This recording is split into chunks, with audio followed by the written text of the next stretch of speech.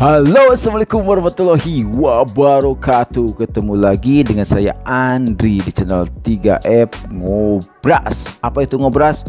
Ngobrol santai, tai. Bukan nyalain tainya, tapi santai gitu kan. Oke. Seperti biasa, kali ini kita akan membahas tentang hal sifatnya keseharian, kebiasaannya. Tapi kali ini lebih spesifik ke arah mungkin capaian seseorang dalam kinerja yang luar biasa gitu kan. Mungkin sebelum saya bahas pembahasannya kita bahas kali ini ya, kita mungkin teringat ya kemarin, mungkin minggu-minggu kemarin gitu kan, dimana ada seseorang yang sangat luar biasa ya, dalam 1 jam mendapatkan golden button satu bak. Oke, betul, Cristiano Ronaldo, my friend. Luar biasa, sajam dapat golden button gitu kan. Dalam sajam sudah mendapatkan golden button, itu merupakan hal yang sangat luar biasa dan sangat sulit buat orang-orang seperti kita ini, my friend. Aduh, sedih bangetnya.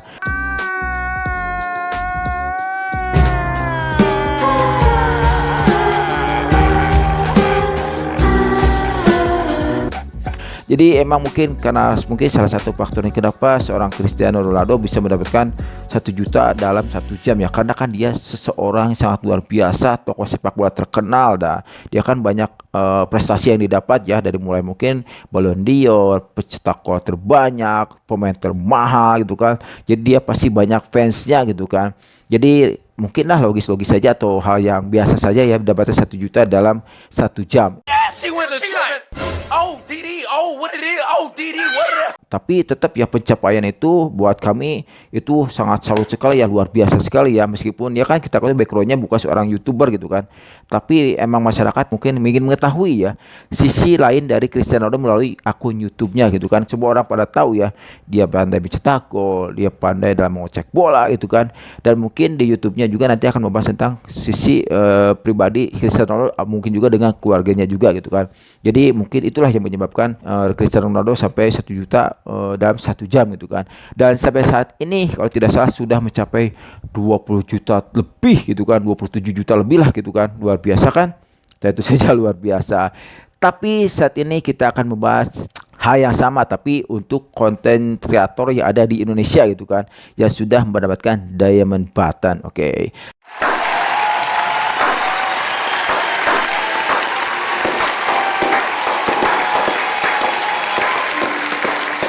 Tapi pertama-tama jangan lupa ulah hilap, don't forget like, comment, and subscribe channel 3F Ngobras, bukan namanya ngobrol santai, biar cepet mendapatkan fulus. Oke, terima kasih.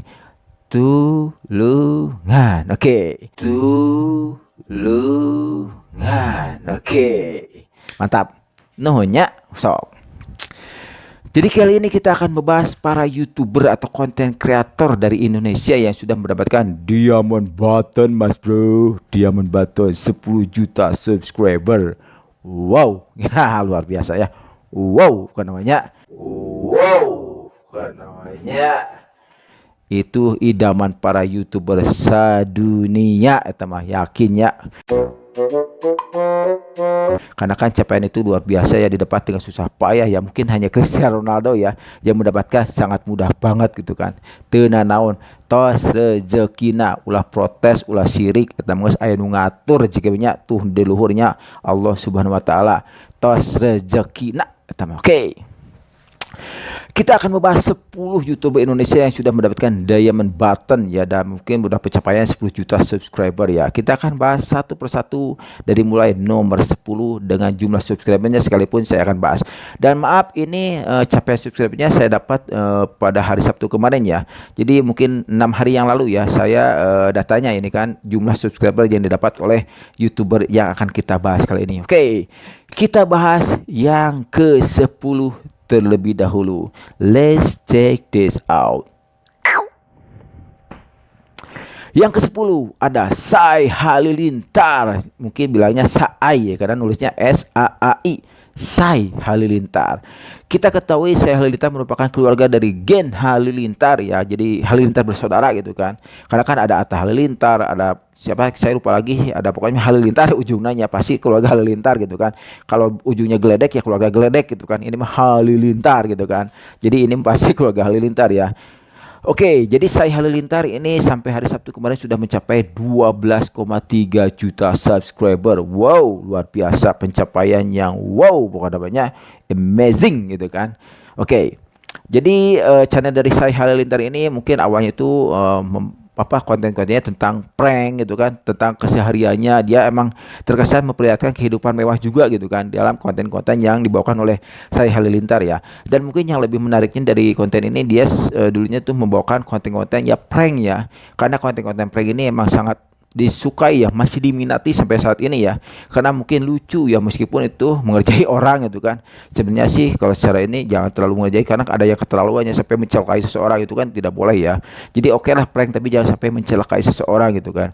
Dan inilah hasilnya Sai Halilintar dengan konten prank dan tadi memperlihatkan kehidupan glamornya atau mungkin ya kehidupan sehari-harinya gitu kan.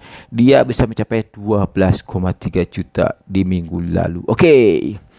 Itu posisi ke-10. Kita maju ke posisi ke-9, ada Arif Muhammad. Oke. Dia ada seorang konten kreator yang mungkin lebih dikenal dengan nama Mak Bekti gitu kan. Mak Bekti gitu kan. Jadi dia memperagakan atau semacam memerankan ya karakter dari Mak Bekti ini menjadi daya tarik tersendiri oleh para penonton gitu kan. Dan dia sampai mendapatkan 17,9 juta. Wow, 17,9. Luar biasa.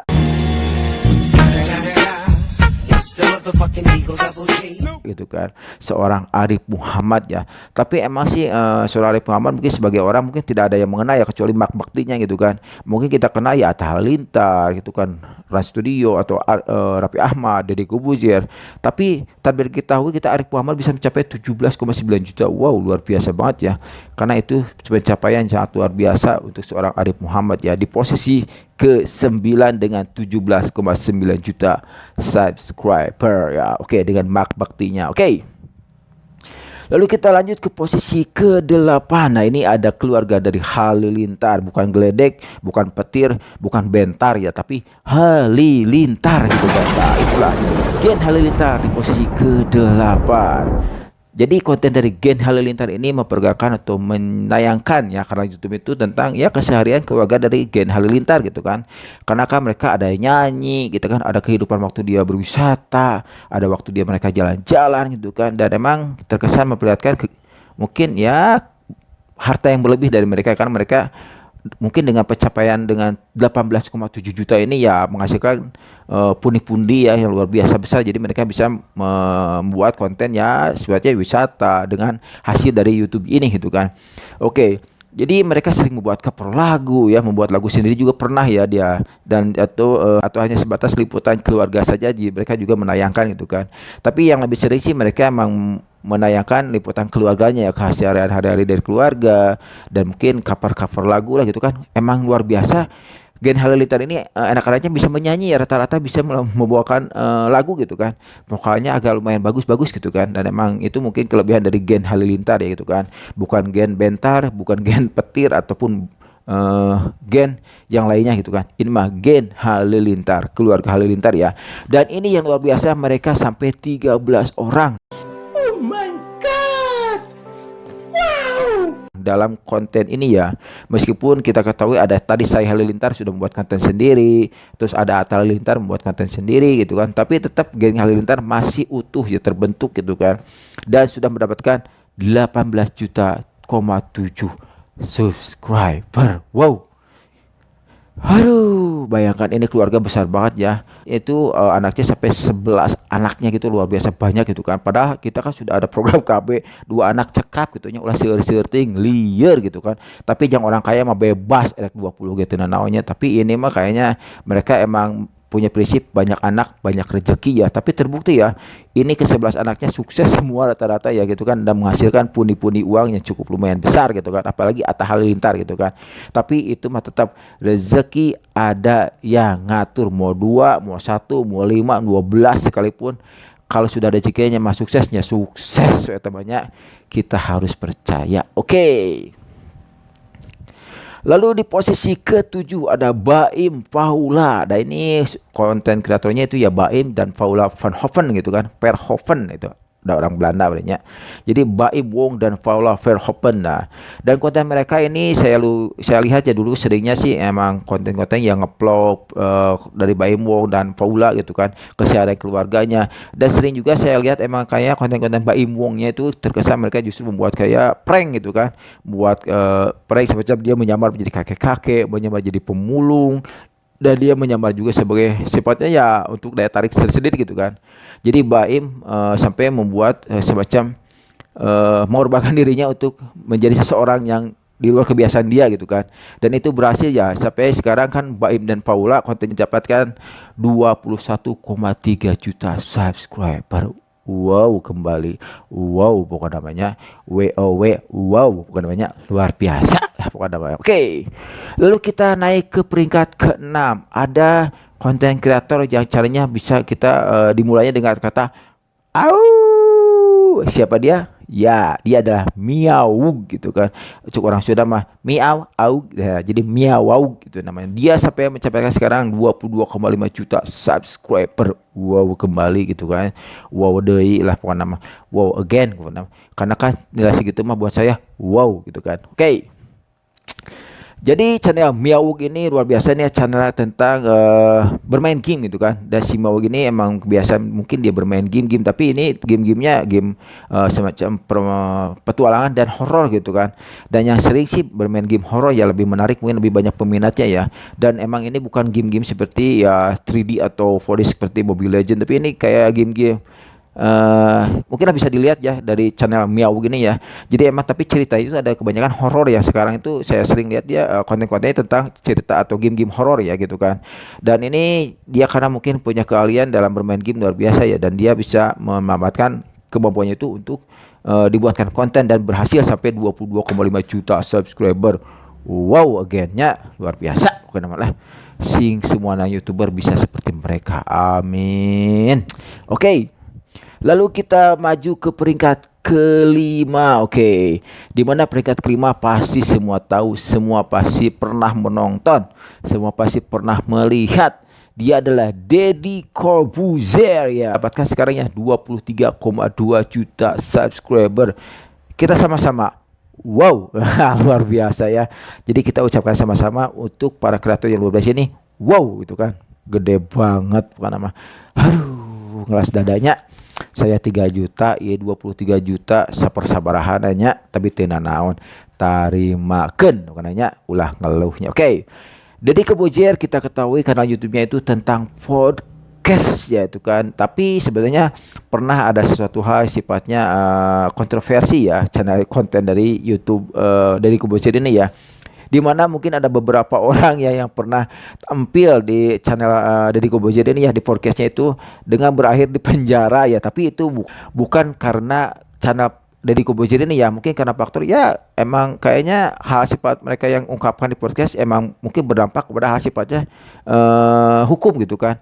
Dan mungkin jadi hukum jadi mengetahui bahwa orang ini bermasalah gitu kan. Tapi sebenarnya dari Corbuzier saya yakin dia tidak berniat untuk mengorek-ngorek kekurangan seseorang ya, tapi mungkin itu kan dengan keluar dengan sendirinya gitu kan. Dia menyampaikan, dia mengeluarkan pendapat, dia semacam mencurahkan isi hatinya ya, tapi mungkin ada semacam pemahaman lainnya dianggap wah ini mah berbahaya, ini bisa menjadi pasal hukum gitu kan. Tapi saya yakin di channel Deddy Corbuzier tidak bermaksud untuk mengarah seseorang untuk ditangkap, saya yakin tidak ya. Tapi ya mau dibilang apa lagi ya, itu mungkin kata saya juga sudah nasib seseorang gitu kan.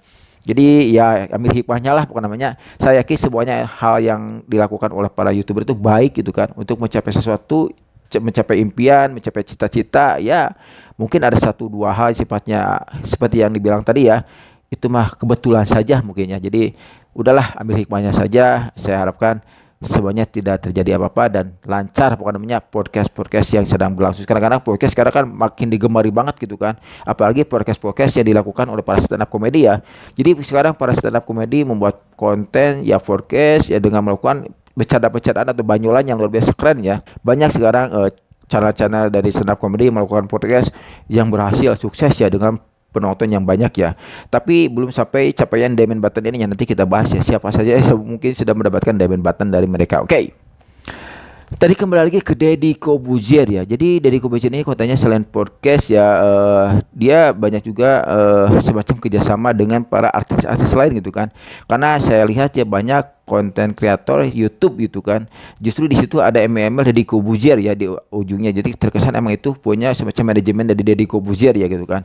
Sedangkan podcast dari Deddy Corbuzier ini ya mengundang tamu-tamu untuk diajak wawancara, diajak ngobrol ya podcast tadi gitu kan. Membahas tentang kesehariannya, membahas tentang mungkin hal-hal sifatnya kelebihan dari seorang yang diundang gitu kan. Contohnya mungkin baru-baru ini Deddy Corbuzier mengundang juara Olimpiade angkat besi gitu kan. Dan itu patut diapresiasi ya. Jadi Deddy Corbuzier justru mengangkat orang tersebut menjadi lebih terkenal ya. Apa mungkin sebagian orang mungkin terkenalnya, wah cuma menonton saja angkat besi juara dapat emas, hore gitu kan. Justru dari Corbuzier dibongkar ya bagaimana dia mungkin dari mulai kapan, bagaimana dia bisa mendapatkan penghargaan tersebut, prosesnya bagaimana itu kan. Justru orang mungkin menjadi motivasi ya, wah saya ingin seperti dia nih. Justru itulah sisi positif podcast yang dilakukan oleh para YouTuber di Indonesia, khususnya Deddy Corbuzier gitu kan. Jadi kita jangan terlalu menganggap negatif hal sifatnya ya mengorek sesuatu. Justru kalau mengoreknya dalam hal yang baik ya tidak apa-apa ya. Mungkin kan itu kembali lagi kepada kita sebagai penontonnya. Oke. Lalu ada yang keempat, dia adalah Rans Entertainment ya. Di dalamnya ada Raffi Ahmad dan Nagita Slavina, dan mungkin dengan anak-anaknya gitu kan. Dan mungkin juga pernah dulu ya ada semacam sedikit kontroversi ya, di mana katanya anaknya jangan di itu dong, katanya jangan dibuat semacam sumber penghasilan katanya kan. Itu kan lagi kembali lagi kepada kita ya. Kalau kita suka ya tidak apa-apa gitu kan. Mungkin Raffi Ahmad cuma ingin mengenalkan ini keluarga saya gitu kan. Saya rasa begitu ya. Jadi bukan maksud dia justru memperkerjakan anaknya untuk menghasilkan uang ya. Meskipun itu ada sedikit ya tidak apa, itu mungkin rezekinya gitu kan, rezeki dari anak-anak dari Raffi Ahmad ya. Tapi justru mungkin ya Raffi Ahmad cuma ingin mengenalkan ini kebahagiaan kami sebagai keluarga ya, dilihatkan di channel YouTube kami gitu kan. Itulah mungkin saya rasa ya sisi positifnya, karena kan kita jangan terlalu berpikir negatif lah. Capeknya positif ya, pikiran positif thinking ya dalam hidupnya. Kalau negatif thinking mah capek dengan sendirinya ya. Mungkin positif lah hidupnya, ulah negatif wae lah, capek bukan apa dukung we nya tenan naon. Oke. Dan Rans Entertainment ini sudah mencapai 26,2 juta subscriber. Wow, kita sama-sama wow, aduh luar biasa ya. Wow, aduh luar biasa ya. Jadi Rans Entertainment ini merupakan kanal YouTube milik Raffi Ahmad dan Nagita Slavina ya, sudah saya bahas ya. Dan channel YouTube ini menampilkan video keseharian Raffi dan keluarga gitu kan. Jadi Raffi dengan Nagita Slavina, dan tadi sudah saya juga dengan anak-anaknya juga gitu kan. Baik berwisata, traveling, ngevlog gitu kan, maupun ya sehari-hari di rumahnya juga dibahas di konten kreatornya. Tapi yang jadi luar biasa mungkin karena ini kan Raffi Ahmad dari Corbuzier kan orang-orang terkenal, Baim Wong orang-orang terkenal, artis gitu kan. Coba kalau saya lakuin seperti itu ya, saya nonton lagi saham maneh senanya ditonton gitu. Saya mau bukan orang yang terkenal gitu kan. Yang saya rasa yang orang yang sudah terkenal, yang sudah menjadi tokoh sebelumnya, kayak mungkin kayak Cristiano Ronaldo ya, kayaknya kentut juga bakal jadi banyak penonton ya. Cristiano kentut sembarangan, saya yakin banyak penontonnya itu ya. Itu akan menjadi daya tarik tersendiri ya. Seorang Cristiano kentut sembarangan itu pasti banyak penontonnya, saya yakin itu. What the? Karena kan dia seorang tokoh yang luar biasa. Coba Andri kentut sembarangan dicabok punya, saya mau aduh tuh cocoknya. Oke. Lalu ada yang ketiga, dia adalah Atta Halilintar. Iya, masih dari keluarga Gen Halilintar, bukan Gen Bentar. Ya, oke. Atta Halilintar yang kita ketahui sudah menikah dengan putrinya Anang, merupakan YouTuber tersukses di Asia Tenggara ya. Dia yang pertama mendapatkan 10 juta subscriber di Asia Tenggara. Wow, luar biasa. Kita patut support ya para konten kreator seperti ini. Justru inilah seorang Atta Halilintar ya, mungkin ya, yang mungkin memotivasi kita para YouTuber ingin membuat YouTube ya, dan mungkin bisa seperti Atta Halilintar gitu kan. Jadi kata saya tadi ya, jangan berpikir negatif ya, positif. Jadi kita justru cari bagaimana Atta bisa seperti ini. Saya rasa semua juga bisa ya, tapi butuh proses. Dan saya juga rasa Atta pasti prosesnya cukup panjang ya untuk mendapatkan 31,5 juta subscriber. 31,5 juta bro, loba. bukan namanya, aduh, gajinya seberapa digit di belakangnya gitu kan. Jadi sudah terjamin ya secara materi. Tapi kan kita hidup ini bukan hanya materi yang kita kejar, tapi kalau buat nanti juga nanti di akhirat ya. Karena kan materi di dunia ya, nanti di akhirat nanti kan harus dipertanggungjawabkan ya. Tapi saya rasa sih kalau buat konten-konten ini saya rasa positif ya, kalau kontennya positif gitu kan. Kalau konten-kontennya ya memberikan semacam memotivasi, memberikan hal positif, semacam memberikan wejangan gitu kan, dan dihadiahi dengan subscriber banyak ya, itu kan bagus gitu kan. Dan itu juga nanti di pertanggungjawab saya yakin itu tidak akan memberatkan kita ya, karena kan kita justru mengarahkan ke hal yang positif gitu kan. Coba kalau hal yang negatif, geus kudu dibahas lah eta mangga urusan Anda sekalian masing-masingnya eta mah nya. Monggo eta mah. Oke. Atta Halilintar 31,5 juta subscriber ya. Channelnya kita ketahui ya mengunggah video kanal YouTube-nya itu ya keseharian dia juga gitu kan. Keseharian dia sehari, malah sekarang kan dengan setelah dia menikah punya anak, dia memperlihatkan ya ke aktivitas dari keluarganya dia gitu kan. Dari mulai saya pernah lihat dia memamerkan motor-motornya berjejer, itu Vespa ya banyak banget gitu kan. Kalau mobil mewah mah jangan dibilang lagi ya, banyak bukan namanya. Jadi mereka memamerkan seperti itu ya. Konten-konten ya Raffi Ahmad juga sama ya, dia memperlihatkan dia punya kendaraan mobil sejenis apa, tahun berapa gitu kan, dengan harganya berapa. Atta juga sama ya. Jadi emang justru memperlihatkan kesuksesan mereka ya dari hasil kerja keras mereka selama ini gitu kan. Dan saya rasa itu bukan hal sombong ya. Mungkin sombong ada sih sedikit, tapi justru itu menurut saya itu justru untuk memberikan kita semacam motivasi untuk bisa mengajar juga bisa seperti mereka gitu kan. Ya namanya usaha ya, tetaplah kita berjuang untuk mencapai seperti mereka-mereka ini gitu kan, yang membuat mereka menjadi ya kaya raya seperti sekarang ya. Tapi ya kita kaya juga harus seimbang dengan mungkin keimanan kita ya. Jangan kaya tapi lupa keadaan sifatnya nanti untuk dibawa nanti ke akhirat gitu kan. Harus seimbang namanya. Oke. Lalu yang kedua ada Ria Ricis ya, dan dia dikenal dengan Queen of YouTube gitu kan. Dia adalah ratunya YouTube Indonesia nya. Ini luar biasa Ria Ricis, mungkin nama channelnya Ricis Official gitu kan. Dia sudah mencapai 47 juta subscriber. Sama-sama wow, luar biasa 47 juta ya. Dan Ria Ricis ini mungkin konten kreator atau konten-kontennya ya dulu itu mungkin hanya sekedar mainan anak-anak gitu kan, squishy gitu kan, kayak boneka gitu ya, memainkan hal seperti itu ya. Jadi kesenangan anak-anak kecil justru ya. Tapi dia kan bukan anak kecil ya, dia Ricis, tapi justru dia bermain hal-hal sifatnya yang disukai oleh anak kecil gitu kan. Dan itu luar biasa, justru penontonnya kan dari anak kecil sampai dewasa. Jadi itu mungkin double gitu kan. Mungkin untuk Deddy Corbuzier mungkin anak kecil tidak dapat merangkul ke sana, tapi untuk mungkin dewasa atau Atta Halilintar untuk dewasa. Tapi Ria Ricis itu awal karirnya itu dia justru menyentuh anak-anak kecil dulu gitu kan. Dan akhirnya berhasil ya, anak kecil, dewasa semuanya masuk ya di Ria Ricis atau Ricis Official itu kan, sampai mencapai 47 juta subscriber. Wow. Tapi sekarang Ria Ricis juga channel YouTube itu semacam memperlihatkan aktivitas sehari-hari yang nge-vlog juga gitu kan, aktivitas dia semacam belanja, dia kemana gitu kan. Jadi konten YouTube-nya juga sekarang membahas tentang itu ya. Jadi bukan seperti dulu ya membahas tentang squishy gitu kan, boneka gitu kan. Sekarang tidak ya, mungkin lebih dewasa juga ya, karena kan sudah menikah ya, berumah tangga. Jadi channel-channelnya mungkin ke arah ya sisi kedewasaan gitu kan. Ya jalan-jalan, bertamasya, nge-vlog gitu kayak gitulah. Oke. Dan siapakah yang ke satu? Oke, pasti penasaran. Coba, siapa yang pertama? Beneran, betul, that's right, Just No Limit. Wih, luar biasa. Dia mencapai 51,2 juta subscriber. Wow, gede pisannya, 50 juta. Wow, luar biasanya. Eta aduh penghasilannya siga naonnya. Wah, pokoknya nama benghar pasti namanya. Jadi Just No Limit ini mungkin kita ketahui dulu ya dia bermain game ya, kayak mobil, mungkin game-game seperti mungkin sekarang ada Mobile Legend gitu kan, dan mungkin itu game-game sifatnya petualangan ya. Saya lihat dulu ya Just No Limit ya di konten-kontennya gitu kan. Sebenarnya Just No Limit ini nama aslinya itu adalah Tobias Justin ya, karena mungkin lebih kayaknya kurang bagus nih, kurang keren nih kayaknya. Oke lah, Just No Limit saja, dan berhasil ya, nama Just No Limit berhasil mengukuhkan sebagai YouTuber tersukses di Indonesia ya, dengan 51,2 juta subscriber. Oke.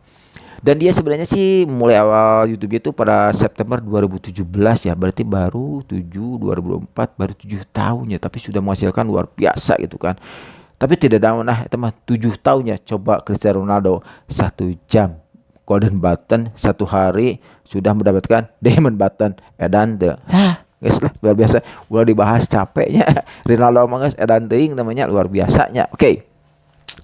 Jadi konten jadi Just No Limit ini awalnya dia membahas soal game ya, karena emang dia kayaknya gemar banget bermain game gitu kan, karena dia emang dikenal sebagai pemain game di game and e-sport gitu kan. Dia pemain e-sport juga gitu kan, dan kelihatannya bermain game juga menjadi salah satu alasan mengapa videonya banyak dicari, karena dia jago banget, dia lihai ya. Jadi channel-channel YouTube dari Just No Limit ini dijadikan semacam contoh ya para pemain game gitu kan, bagaimana menyelesaikan permainan gitu kan. Tapi setelah dia menikah dan mempunyai anak, dia juga sekarang sering ya memperlihatkan konten-konten bersama keluarga dan anak kecilnya itu kan. Dan disitulah aktivitas Just No Limit selain dia bermain game gitu kan. Dan ada tambahan sedikit ya dengan keluarganya. Jadi emang kayaknya semuanya kalau sudah berhubungan keluarga pasti dia ingin memamerkan ke channel YouTube-nya. Dan itu ya tetap berhasil ya untuk Just No Limit meskipun bukan konten tetap bermain game gitu kan. Karena orang sudah terpakur sininya kenal ya Just No Limit gitu kan. Cuma Andri Firmansyah mau nonton hese saha cenah itu jelema teh cenah. Karena 3.000 cenah hayang geus mamerkeun keluarga cenah. Makanya saya tidak akan memamerkan keluarga ya, cuma saya sendiri sajalah. Mana lain curhatnya bener itu udah sok saya memamerkan cuma Andri dengan keluarganya saha dia sebenarnya karena 3.000 geus memamerkan keluarga sebenarnya. Andri Firmansyah bertamasya ke Bali karep cenah paduli teuing ka Bali rekan mana ge cenah das kamu terkenal ya teh mah kitu urangnya eta mah risiko orang yang belum terkenal ya, tapi kita doakan semua bisa jadi terkenal ya. Meskipun persaingan YouTube sekarang saya lihat di berita kemarin ya makin ketat, makin banyak para YouTuber yang terus hadir gitu kan, dan itu berdampak pada penghasilannya. Jadi penghasilan para YouTuber sekarang akan mungkin agak sedikit berbahaya ya, karena dengan bermunculan para YouTuber baru dan itu mengakibatkan ya mungkin pemasukan untuk para YouTuber juga akan berdampak menyebar gitu kan.